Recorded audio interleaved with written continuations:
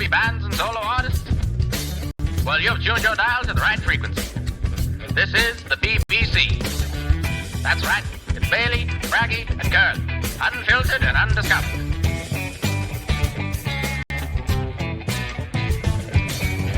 Over to you, Curly. And welcome to episode 33 of the Unfiltered and Undiscovered podcast with the BBC. Tonight we've got another brilliant show.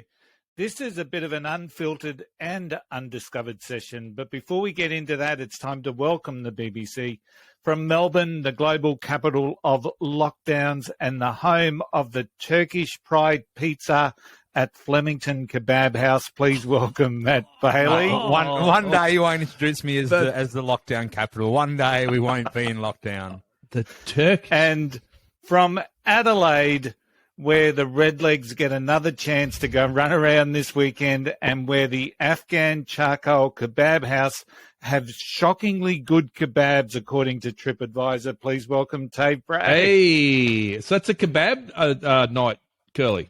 Why not? I just thought, let's see who's got the best kebabs out there. But it was interesting because Flemington Kebab House is more known for the Turkish Pride Pizza, so I'm not quite sure. Love a dirty kebab. Gentlemen, we've got Turkish another big show ahead of us. And to get the show rolling, I'm going to handball, because that's the spirit of the Redlegs. I'm going to handball it over to Bailey. Matty, it's all yours. Well, mine, I want to introduce a guest, but before we do, I want to give him a bit of a, I don't know, what's the word? A build-up. So back in 2017, I moved to Canberra, and a lot of people said, Matt, what happens if it doesn't work out? Well, it did, because I met this bloke here, Mark Braham. Welcome to the show, buddy. Thanks, Matt. Thanks, guys. Appreciate it. You are welcome. So tonight we're going to, you're our first producer, Mark. Is that right? It is. So okay, well, look, happy to be here. I've got to say, I'm excited. It's good to have you here. I can't see you, but I can't see him either. Really? Yeah, you man, see your him, Curly? video's gone. Is that right? Yeah, but we can still hear you. I can see me. That's all right then. Hopefully, you might come back halfway through. And the people on live stream can see him as well. Okay. Excellent. Excellent.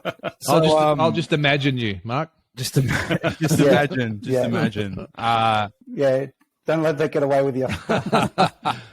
So it's good to have you on, Mark. We're going to talk through some of the stuff you produced and dive right in. I'm excited. We're all excited. Tave's excited. Kelly's Super excited. Tave, you wanted to ask Mark something. Well, I thought the best question to start with would be actually, Mark, what is your job description? Because for other people watching that aren't into the music scene, they might know, what the hell does a music producer do? Because I know it's so many things. So if you could give us a rundown of what your job is.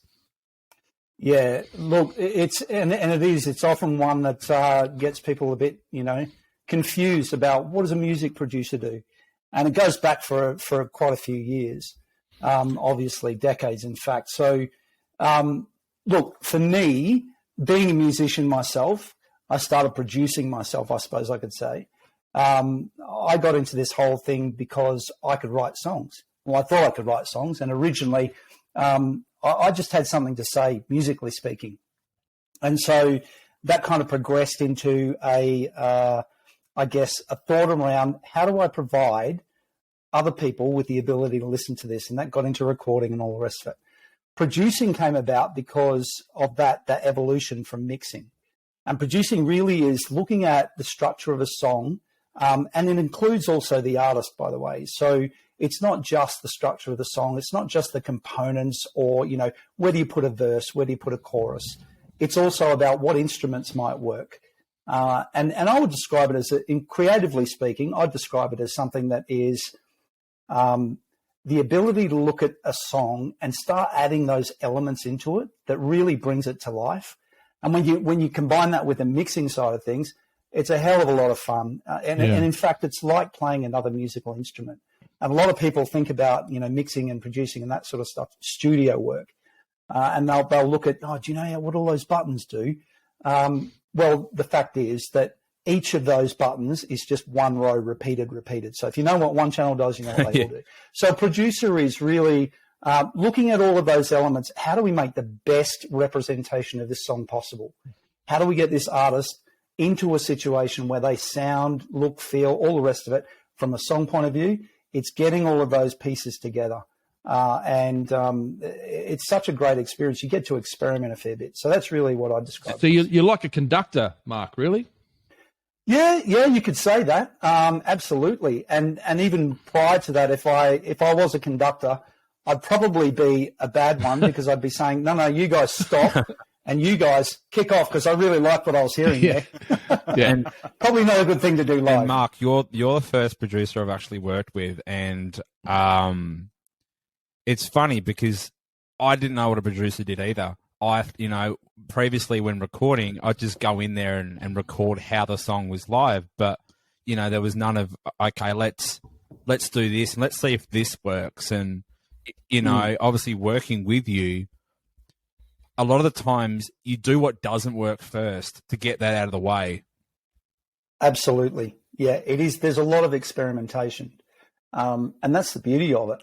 With that experimentation, sometimes, you'll come across stuff and you go, you know what, it's not working. And a producer's job is to understand when that's not working. Yeah. And if you're starting to head down a path where it's not feeling right, it's not really adding any sort of value to the song, that's when you start to stop. And that you and I, we've worked through this. But on the flip side of that, of course, is when you do come across something that's just pure gold. Yeah. And, the high fives are there, the smiles are there. Did you hear that? It is, it's just, it's an elation, it's such a good feeling. Those moments, those light bulb moments where you're like Absolutely. You've done it to me all the time. You're like, Matt, what the fuck did you just do? I'm like, I don't know, but I'll try and do it again for you. Yeah. I think a lot of times, and what I love about you as a producer is, I think probably a lot of producers do this, and Tave, you might have come, across this situation where Mark, I've come up with an idea. Mark knows it's not going to work, but he's let me come to that conclusion on my own. Yeah, that's a great attribute to have for a producer. Yeah, there's another main thing, I guess, that you do, Mark, is have to work with the artist. And it's like, everyone's got different personality, and everyone's got different things they want from the recording. So you've got to, It is a really interesting position to be in because, to be perfectly honest, you're a bit of a psychologist. Yeah. No disrespect to psychologists, but you got to understand the artist and what they're trying to achieve, right? There's a balancing act there, and so you have a bit of psychology, encouragement, understanding how to traverse a thought from an artist that says, I really want to do this, I'm in a band as well, so and that's a really interesting experience too. Similar sort of thing. So you have to work with the artist and say, hey, listen, great take, let's do it again, but put a bit of an inflection on this part, or let's do this, or let's do that.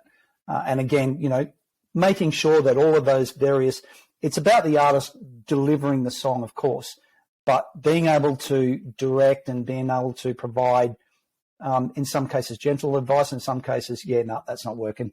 Let's try again. It's fun though. I love it. It's great fun. And you do. You got to work with that artist. Mark, do you ever get an artist that's just not seeing it? That's just not seeing what it is that I know. You can't put me in this position. I know the answer. I'll see you I know the answer to that guys. question. Mark, take it away. No, it's a good question. It's a really good question. So the other thing, I guess, is when you've got, different clients, it's a really, really interesting landscape. Everyone's different. Everyone's got their own ideas. I've had clients which are supremely talented, but they're incredibly demanding. Every little tiny nuance must be adhered to. It's got to be right. It just cannot be wrong under any circumstances. And so you've got to work with that. Other artists, I've had, artists come in and they want to just be free, and it's, we'll just jam. And so I've got to try and rein that in a little bit and go, guys, this is, if you want to jam, that's okay. We can do a scratch track, right? That's just a draft. but we've got to get serious about getting these parts right if you want the song to sound, like you want it to sound. So working with different people, there are so many different elements to it that got nothing to do with music. I should get a degree in psychology and whatever else. But yeah, it's a very complex, but yet fun, right? This is the diversity of life, and being a producer really gives you that exposure to all of these different people. You get to see so much. It's fascinating stuff. Alrighty, so we're gonna let's listen to something you've produced, Marky. Which one did you want to go with first? Well, why don't we go with something that's a little different? And it was a bit of a foray. Just before we jump in, the backstory to this, I suppose, Matt, and this is your the first EDM track that I really produced and mixed for you. I catch up with a whole bunch of other producers and mixing engineers in the Canberra region. We have a great catch up. Not many people want to talk about plugins and mixing and all the rest of it. But I mentioned to them, hey, I'm mixing my first EDM track, and they went, "Oh, you're in for a whole new world," and it was great. I was in for a whole new world. So let's go with that one. Let's listen to the 4 a.m. remix. We actually haven't talked about it on here before, really. So.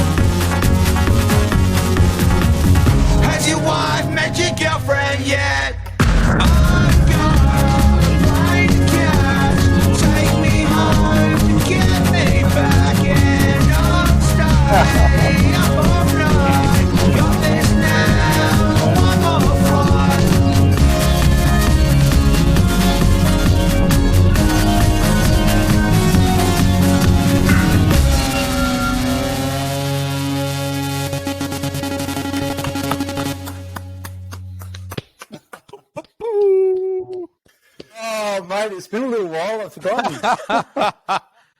I could just imagine that discussion with Matt saying, "Let's do an electronic dance mix." Oh, my God. Yeah, it was an ongoing discussion. And the one thing we found challenging about that was obviously Mark being in Canberra, me in Melbourne, him having his studio, him having studio monitors, and he'll know exactly what I'm talking about. When he would send it to me, I would hear it different. I was hearing shit that he couldn't because I was listening to it on these headphones, on my AirPods, on my phone, in the car. And Mark's like, I can't hear it. I'm like, well, I can. So that was a big challenge. We got there in the end. I was ready to book, Ian, those throat specialists, what's going on with my ears, what's happening, I can't hear it. So, all about the mixing and, different speakers. What I keep telling people is, there's often a bit of a misconception about this sort of stuff. The amount of different speakers, listen to it in the car, listen to it on headphones, listen to it in the studio, and that's how you get a good mix. But yeah, it was a challenge. That's for what sure. other challenges did you face doing like an EDM for the first time, and how did you go into it? Did you go into it different to any other song?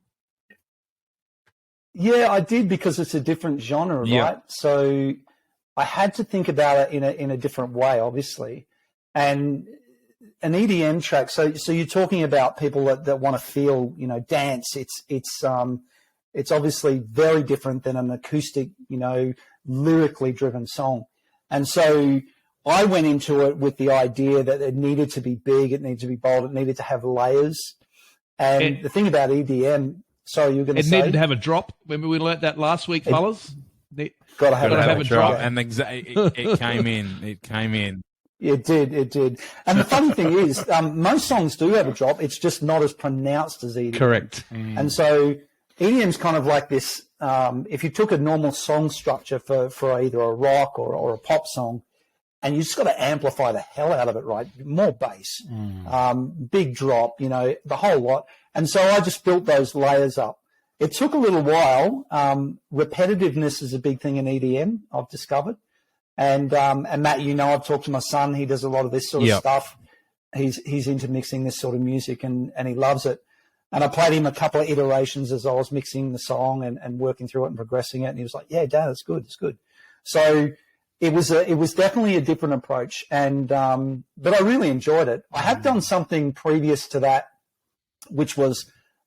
It was actually a little experiment that I wanted to kind of prove to my son that I could do something like he could, and it was really weird. I had all of these sound effects like tapes stopping and starting and all this other sort of stuff, but it was fun. It was only very short. Matt's the first that I did that was like fully produced song. So it was a journey. Yeah, I bet.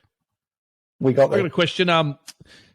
This is going to be really hard to answer, but when someone brings you a song, is there anything you look for in a good song? Like any basic elements that you would look for in a good song? I know that's going to be almost impossible to answer because. Look, there's a whole bunch, but honestly, it's not that hard to answer. Melody. 100%. So when I don't know what it is, but for me, I've always had the ability to hear something. A quick story. My old man wasn't. There's no one in my family that's musical, by the way, other than my kids. Wow. So when I grew up, my old man loved listening to music. He had an eye for talent and an ear for talent. He was incredible. I remember one day he was yelling out to me from the other end of the room, and he said, Mark, come here. I must have been about, 14, 15, whatever it was. And I run in, and he's looking at the TV, and he said, "You see that?" He said, "That's talent." And I went, right. It was Fats Domino playing the piano. Yeah. And I went, okay, fair enough. So, when I heard that sort of thing, when I experienced what, he was listening to, I think that set me up, and it set me up well. He was able to somehow decipher what was good against what wasn't. And so I've taken that with me, and I think I've got the same ability. When I hear a song, someone comes to me, plays it on a guitar, I get an instantaneous feeling, or I don't. Yeah. Or I get snippets of it, and I go, "Oh, that was brilliant. Love the chorus, was great. Maybe we should work a little bit on the chorus." So the one-word answer is absolutely melody, without a doubt. Having said that, there's all the other elements. Yeah. You know, what are you going to layer on top of it? What's the guitar going to do? How do you want to deliver the melody? Are there little inflections that we can put in? Do you sing one note different at the end of a chorus the second time round? That kind of thing. But that's primarily the first thing that hits. And me. do you ever see a song like you know how sometimes guys will write songs and some songs they'll struggle with for months and months and try and get them, you know, work them out, and it'll be a struggle. Other times songs just come all at once. Do you ever see it like someone comes and plays you a song or part of a song and you can see it already in your head? Oh, I can see how this is going to work. Yeah, absolutely. Instantly. Yeah. And it's bizarre because I mean that's how I write songs. Most of the songs I've written, they take me no more than probably 20 minutes. Yeah. Well, the good ones anyway. Yeah. But then the other element to that though is that that's okay to get that basic structure, and you first know, you know, that first hit like you just described, you get a feeling straight away and go, yeah, that's a good one. That's a cracker. Yeah. But then you work through it and you go, you know what, the structure's not quite right. It needs another verse. It needs another chorus. But that absolutely happens. No question. In fact, we're kind of working through that process now with my band. We used to be a band many years ago, and we've just reformed only to do recording. We don't do any gigs, not that you can anyway at the moment, but we don't do any gigs or anything like that. We're not really interested in doing that. We want to deliver a song that means something that people can interpret and it means something to them. And so at the moment we're working through that, right? What is the process that works for four dudes that get together and go, that sounds like a really good song. However, someone's got an idea. Can we change this? Does it work? Doesn't it? So it's a bit of a challenge, but for my songs personally, I think collaboration is an underrated thing. I think I can write a reasonably good song, but having somebody else to hear it, somebody else that's musical, somebody else to come in and provide an objective view. Priceless. You need that, and that's the one thing you've taught me, Mark. Like what you've done to the songs I brought to you on this EP, like you when it's just it's just tunnel vision, and it's either your way or not at all. But to have, and that's the thing that you've obviously got to build trust, and obviously we've got the trust. Like I listen to you when I know something's not working or what might work, or even if I can't see it at the time, I trust you and do it over and over, and then I can see it. That's good, mate. Yeah, it is good. Good boy, Matt. Yeah, well done. Look, Sounds it's a bit like cooking, you know. I mean, you'd be an incredible chef, but there is a difference between you tasting the meal or the process and going, that's really good to me. As soon as you give it to someone else, and you see this on cooking shows, right? More salt. Yeah. Oh, I hadn't thought of that. Actually, yeah, you're right. More salt. So it's a little bit like that. Yeah. Speaking of the band, let's listen to the band's song, which is called "Gotta Go" by Mark's band, Urban Addicts. All right, cool. Here we go.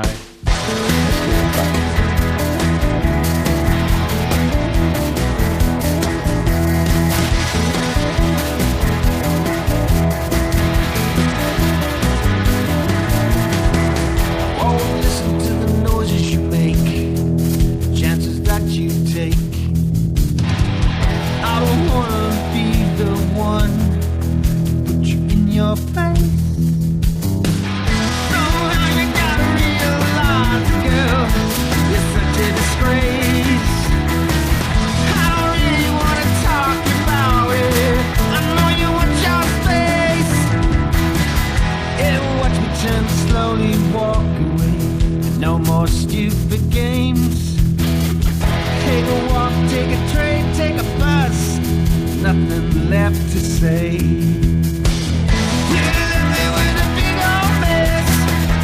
Trouble in the works. Save your tears for a rainy day. What's the use in crying anyway? Somehow things have gotten strange. Somehow things have gotta change. Yeah. Somehow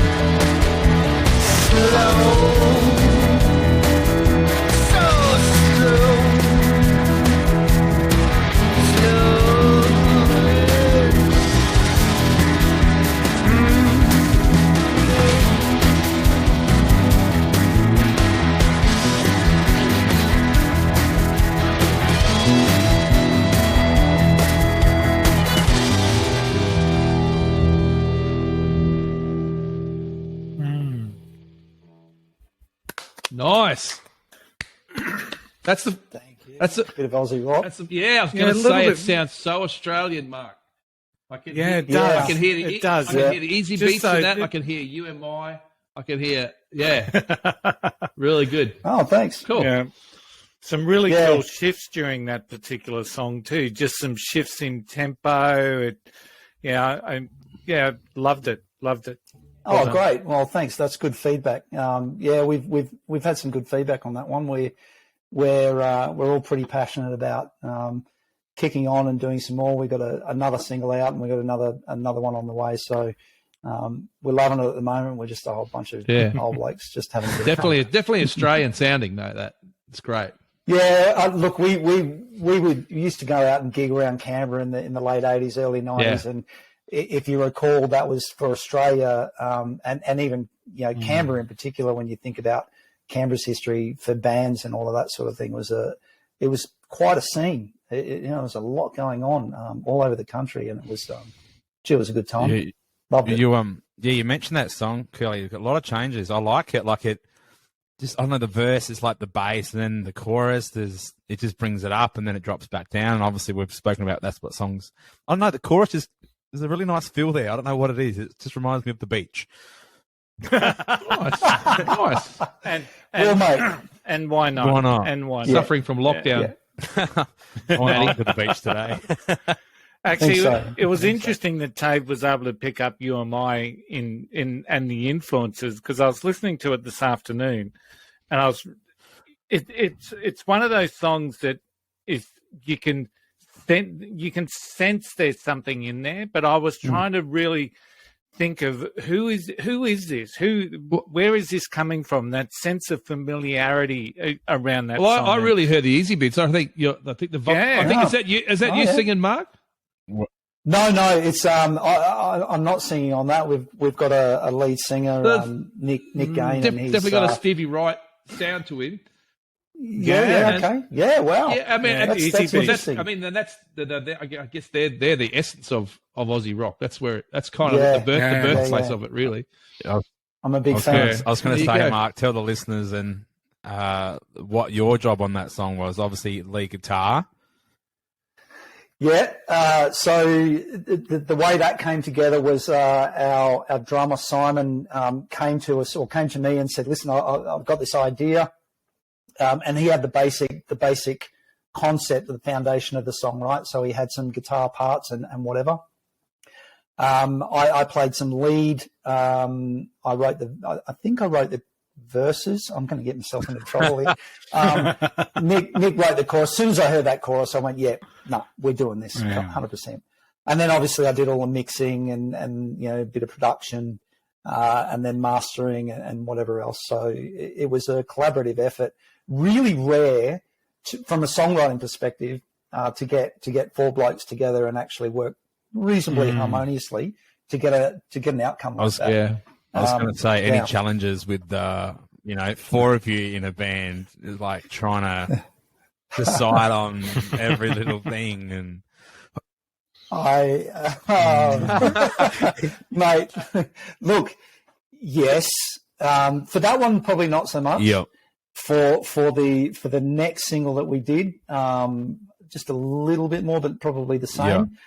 This next one, I came to the table with a fully written song. There's been a bit of contention and a bit of back and forward, but we're working through it. I really think that's good. I heard someone say one day, Blink-182, Mark and Tom, there was a song that came out on their album called Neighborhoods. Sorry, the album was called Neighborhoods. The song was called Ghost on the Dance Floor, which is a really good song. I think it was mainly Tom did it, but Mark didn't want it to come out. And it came, it came out anyway. But I think it's good to have that pull. Otherwise, if one bloke gets his way the whole time, it's pretty much just like his band and his sound. So it's good to get that. I reckon it's good to get that tension, so you get the different sounds, the different inputs. Yeah, and it's funny, it actually does come out in the song a little bit as well. So you can feel a little bit of that tension in there, I think. And the other thing is too that it helps me when I'm working with my clients, right? So being able to negotiate some of these points, and trust me when I say there have been some fairly, stern sort of points of view. We have to do this, or that really doesn't work here. And being able to negotiate that is a real skill, and it really helps me with clients from a production. And like you said before, you've got to have that second ear as well. Yeah. Well, that's the other thing. I've got to mix the bloody thing, right? Yeah. I guess one of the things that makes it hard in the times we're in at the moment is that, like normally you'd have a song and you'd probably go and play it live, 5, 6, 7, maybe 10 times, and it kind of works itself out, some of the parts that way, playing it often. Whereas you're not doing that now, so you got to. Interesting that you said that, because I actually insisted, and I set up my studio's in my garage, and it's cordoned off in its own right, and the bigger part of the garage we literally set up, cleaned it out. We spent a whole weekend, just tip run after tip run. And I said to the guys, look, let's set up and jam these songs out. So we've got an idea of the structure, and we can work through these ideas and all of that sort of stuff. And we didn't do that for the first two. And interestingly, that was where we came into some, a little bit of argy-bargy. But no, we're working through it. It's all good. But you're right. Doing that stuff live absolutely solidifies whether it feels right, whether there needs to be change. Yeah, we think if you jammed it out first, you would have got through some of those hurdles that you come across when you're recording it. That was the theory. Yep. But we'll see how it goes. We've only done one jamming on it and whatever. What does tend to work, and we've done a couple of really good other ones that we haven't recorded yet, but what does tend to work is we get out of the studio and we come up. I've got a big pergola, Matt, you've seen it. Uh-huh. And we sit out the back and we have a couple of beers and we just grab an acoustic guitar and we just muck around.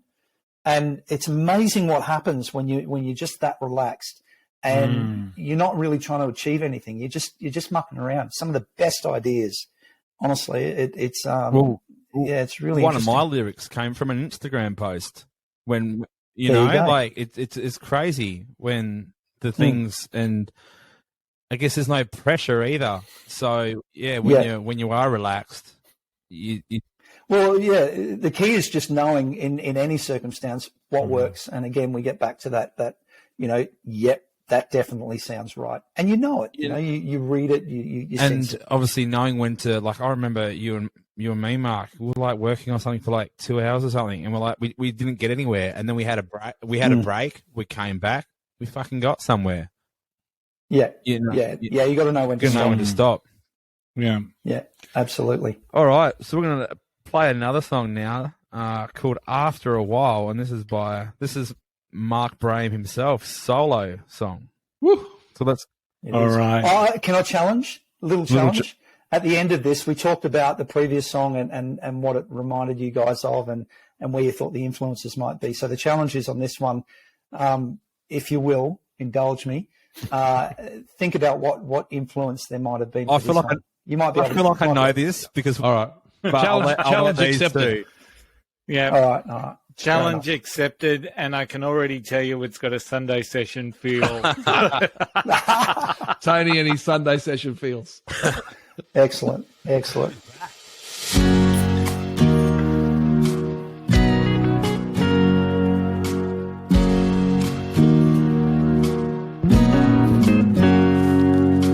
Life can be so beautiful if you just know where to look.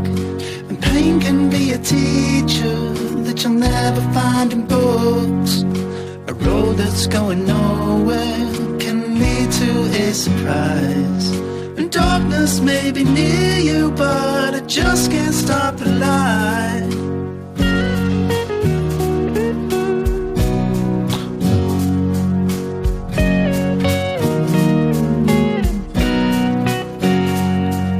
Now love can make you promises, but a promise can be broken. And friendship has a way with words when words cannot be spoken. A peace of mind is a happiness that happens in a moment, but only when our happiness is something we've chosen. The lessons in our future come Don't you know life gets better after a while?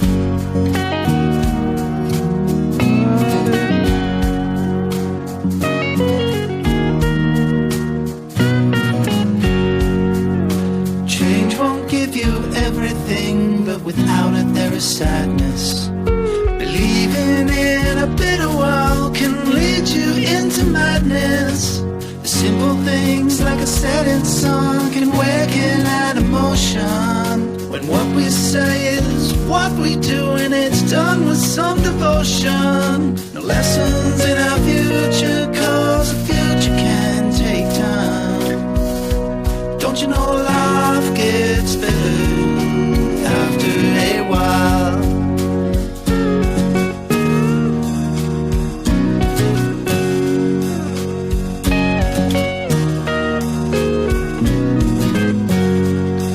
When we find ourselves together, can we try to get along? A reminder to each other from the minute that we're born.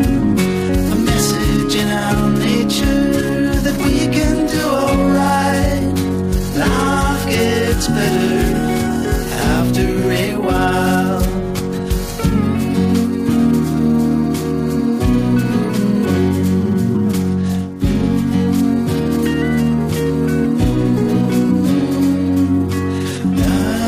Love is better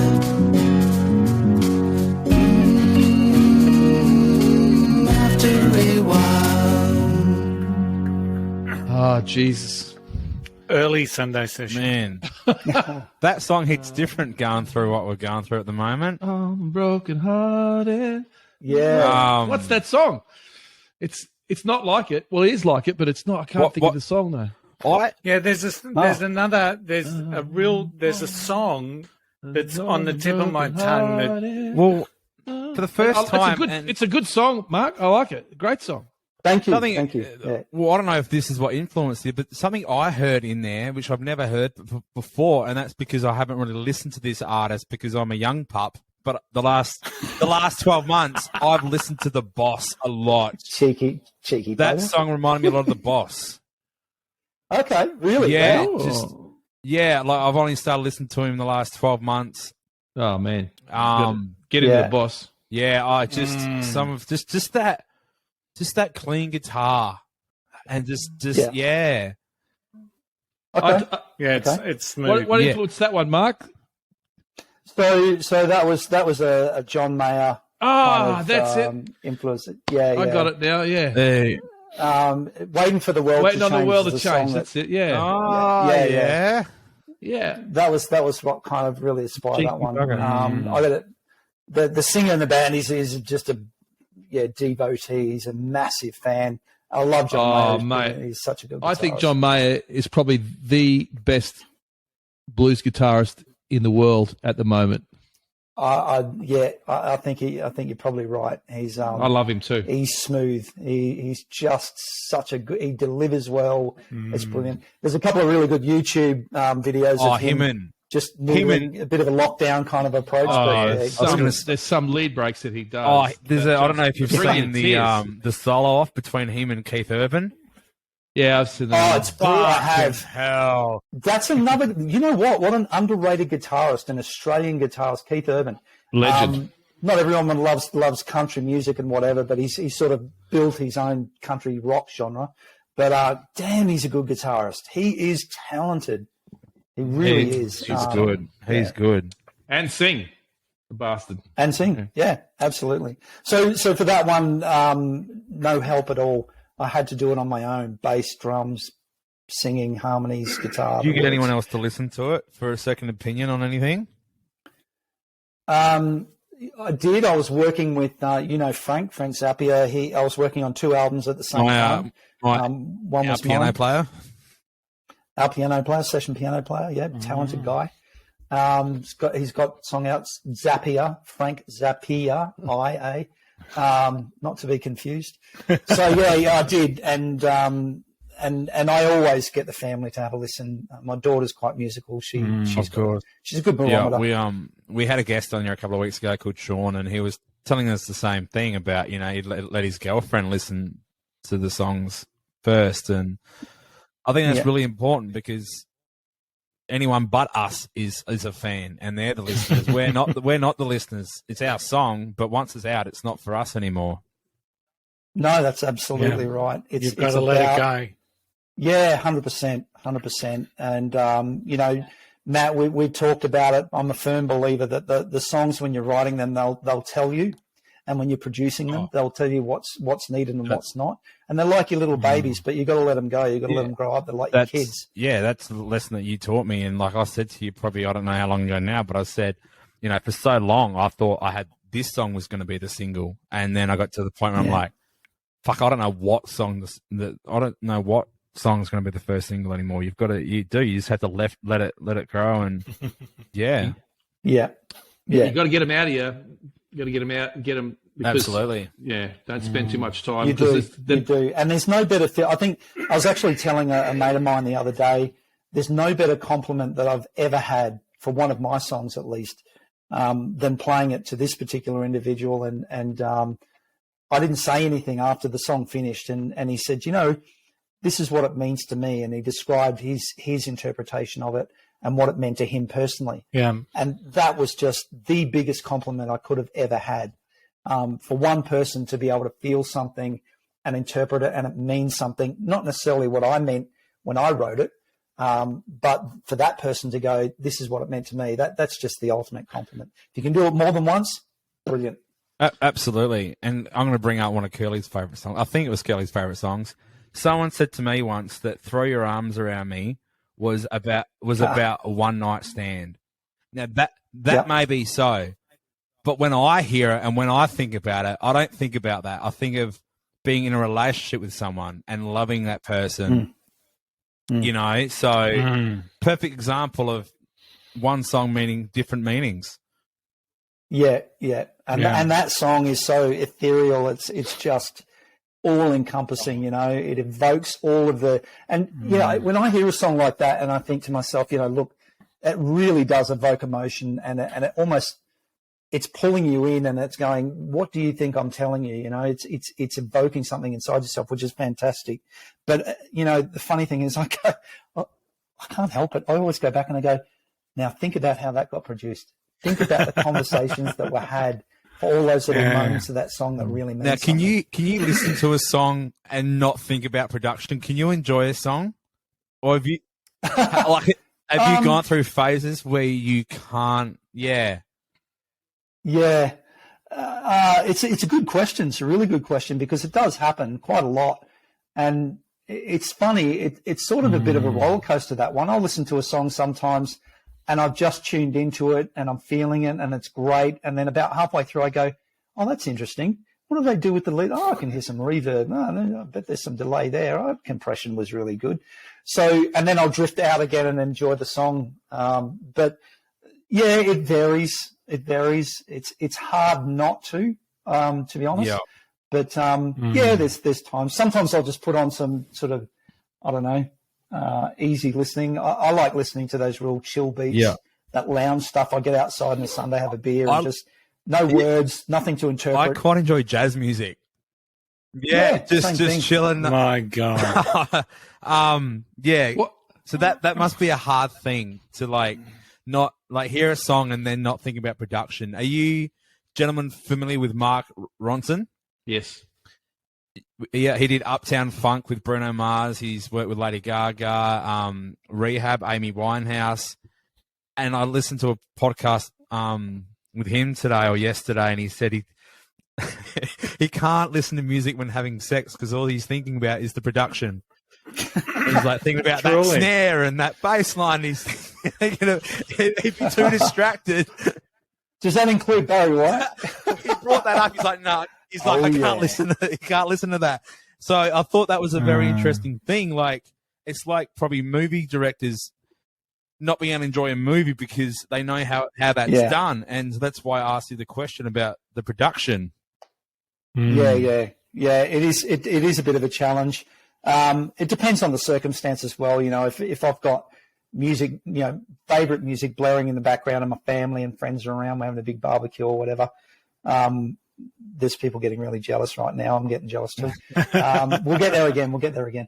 But yeah, look, it's easy to relax to that sort of thing. But if you just kind of, a couple of you all by yourself, it's tough. Yeah. And it's not just producers that like production value. The last time we were in Adelaide and Tave and I were having a couple of beers and I was sharing some of the stuff that, from 1986 and onwards. 86? And Yes. From 1986 and every episode and onward to night. I'm with you, Curly. And Hang on, what, Kelly. From 1986 and onward to 1988. that's it. You blokes in the 80s. But Oh. quite often the first thing that would come out of Tave's mouth was, the production values on this is much higher than the others. And so Yeah. it's not just producers. This is why, now Kelly, why I want to bury that EP you've got of mine. That's why I want to never fucking see the light of day again. I wonder if I could upload it to Spotify. No. You can make Now, 20 ladies cents. Now, gentlemen, we are at 48 minutes. So once again, just fantastic discussion. Matty, I'll leave it to you to round off the conversation. Round it off. All right. Mark, pleasure to have you on talking production.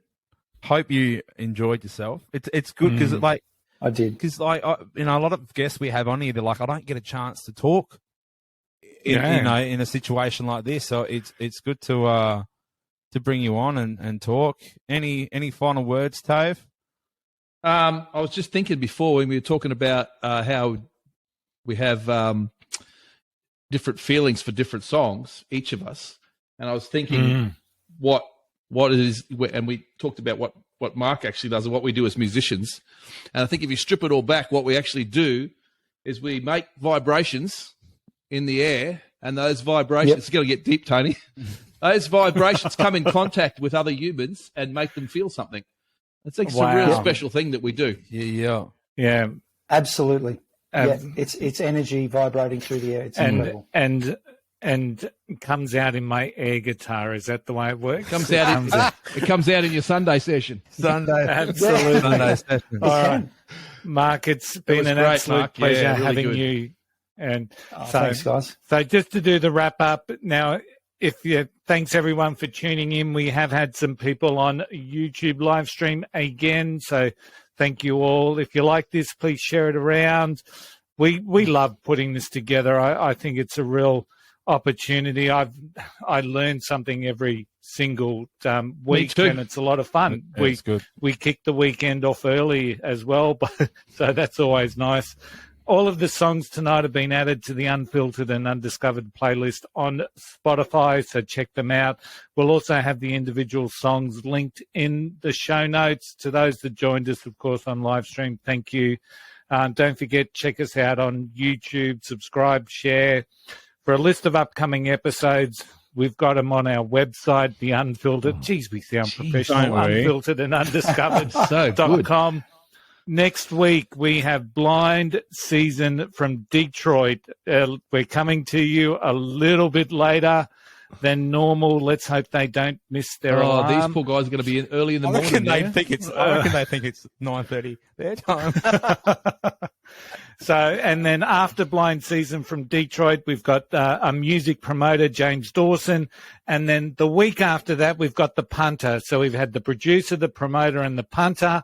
Awesome. It's just all, and The three-piece. yeah, Stewie's also a drummer, so I don't know if if that's classed as a muso. I'm not sure the pecking order. But once again, thanks to our guest Mark, and finally, it's good night from the BBC. Good night. And where can people find you, Mark, if they want to hire you as their producer? It's just freestoneproductions.com.au. You'll catch me there, guys. Thank you so much for having me on. I had a blast. It was great fun, and you are professional. It was good. It was awesome. See you all. See you guys. See ya. All right. Thanks, hang around. guys. See ya. Yeah.